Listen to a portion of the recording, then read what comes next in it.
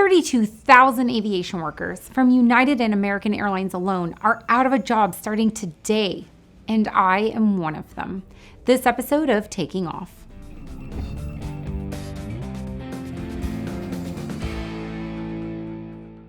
Welcome to Taking Off. I'm Christy Wong. I'm going to talk about the big news today, and it will get a little personal since it affects me. But first, let's talk about some other buzzing aviation news before we get to the heavy stuff. The Marine Corps lost some money the other day, but fortunately only money and not lives.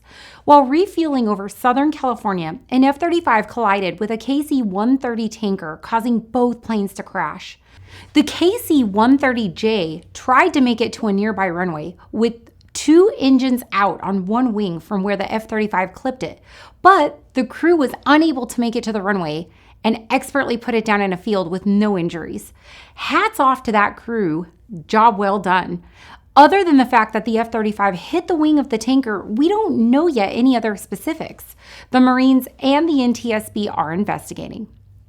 More news from our favorite agency. When Steve Dickson was named head of the Federal Aviation Administration, some saw it as a new direction. He's a former airline captain, but moved into executive leadership, having spent 27 years at Delta.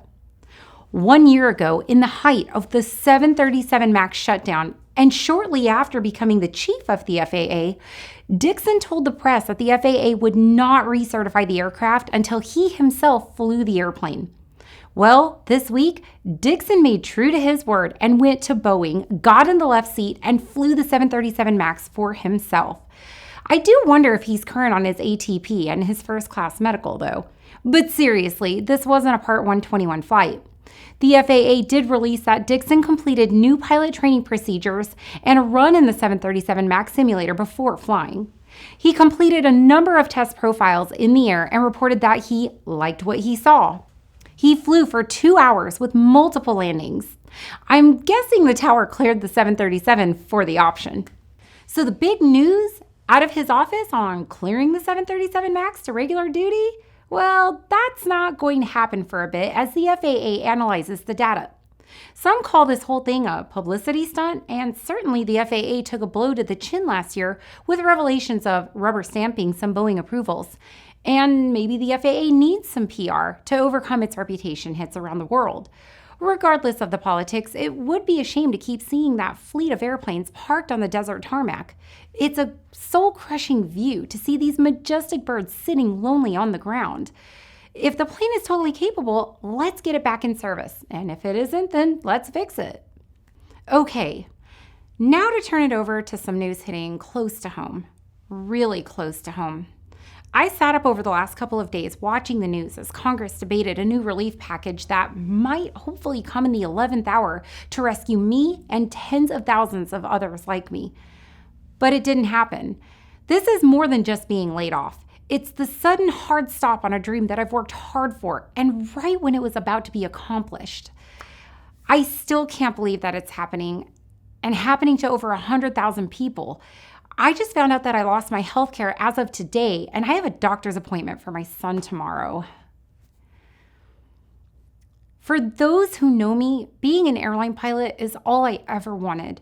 I waited patiently for years until I could afford the training, then put the throttles to max and worked tirelessly to get there. 3 years of unstoppable, unyielding training and time building. Some called me determined, and others called me crazy. I didn't deter, and I got my dream job, first officer at my top choice airline. My story is not unique. There are thousands of pilots out there like me, but this story is even bigger than us. It's projected that for every one airline worker furloughed, 10 to 15 more people will be adversely affected. Routes will be closed to smaller airports, meaning workers there will be laid off. The downstream trickle effect of this will cause ripples in the economy. Thousands and thousands of people are losing their health care, their homes, their livelihoods. The hardest thing?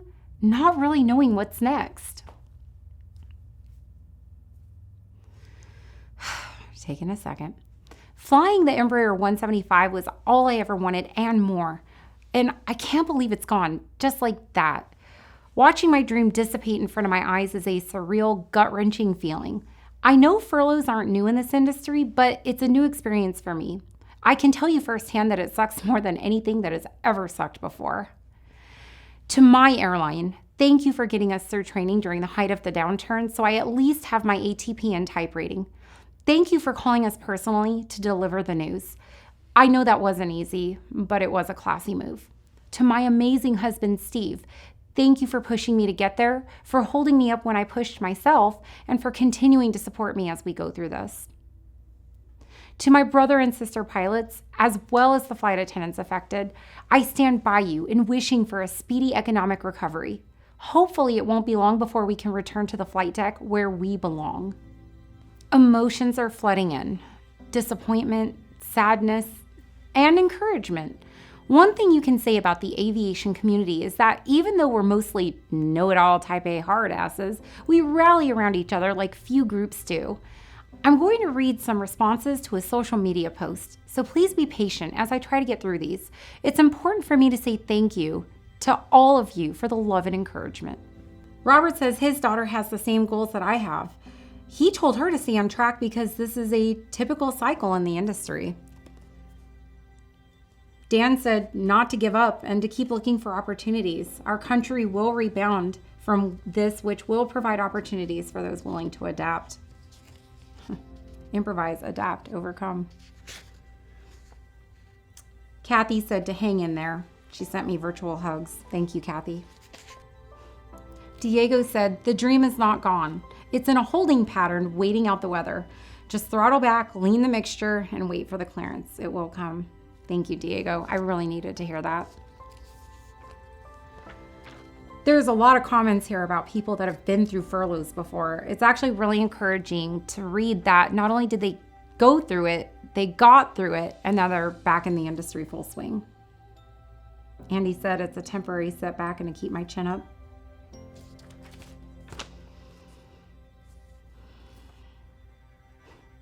Mark said that I'm young, driven, and have the qualifications. Keep flying and it will happen. He flew for 29 years before he got his airline job and had 22 great years before he timed out. He told me to keep the faith. Thank you, Mark. Piper says, the aviation industry has a history of declines and rising like a phoenix from the ashes, and this is no different.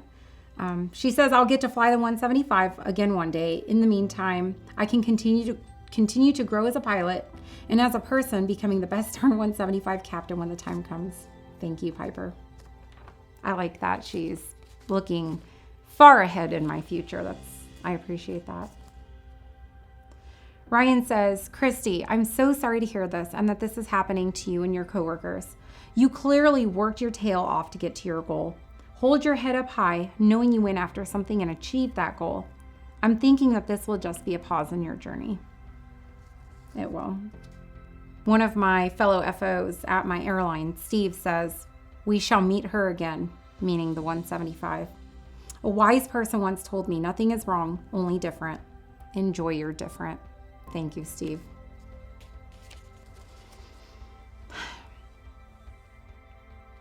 A very close friend of mine, Mike, says, there's no question that this will be a milestone in your career. Some days, years from now, when you are a 777 captain, you might be called upon to sacrifice a little in order to prevent furloughs. I know when that day comes, you'll do everything you can to save a junior pilot's job because you will have been there. In the meantime, keep doing what you're doing. Don't get married to a single airline. There's a world of aviation jobs out there. Any one of them can be a path for where you hope to end up. Recall might not be a part of your story. It never was for me. No matter what, as long as you and Steve stick together, you'll find happiness and success along the way. Thank you, Mike. You are always... I can't thank you enough. You are always there when I need you. Carl Hancock. Carl says, you're still an inspiration to so many. Hang in there. I wish my wife wasn't so busy and could take some time to come and train with you. You guys would have so much fun. I would have fun. Anybody that can put up with Carl on a regular is okay with me. She's welcome anytime, Carl. Shannon says, I'm so sorry this is happening to you in our beloved industry. If I've learned anything from my time around airlines, it's that careers never go in a straight line. My hubby had an interview scheduled with Continental for October 2001. He fought back and took a very non-traditional route, but it always works out. Never give up. There are clear skies ahead. Thank you, Shannon. Another friend of mine, Mike, said, hang in there, girl. You and your story are an incredible inspiration to so many young aviators. We need more role models like you. I know it sucks, but you will rise above. Jay says, you are such an impressive, determined, and accomplished woman, and so young. I have no doubt that your achievements have only started and that you will prevail over these and future challenges. All the best to you. Thank you, Jay. If only you knew how not young I was. Eric says, sorry your dream got put on pause, but when they recover, I'm sure they'll have you back in your seat.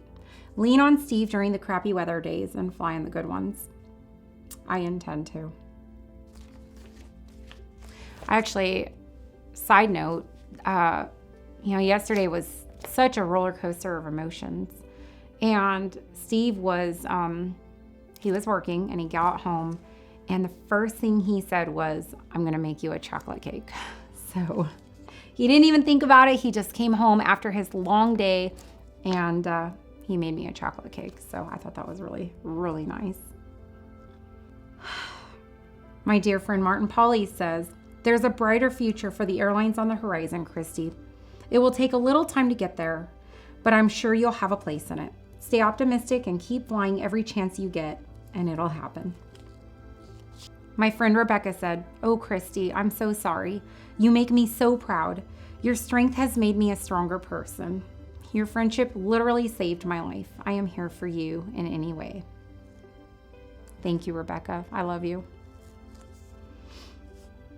Melissa said, so sorry. I have seen so many affected. My sister has a job in travel and she's been out of work since April. She lost her dream of buying a home and had to completely uproot her life and move. Praying we all get our lives back soon. Melissa, I am so sorry to hear that about your sister, and I'll be thinking about her as well. Jason said they lost their best pilot. Thank you, Jason.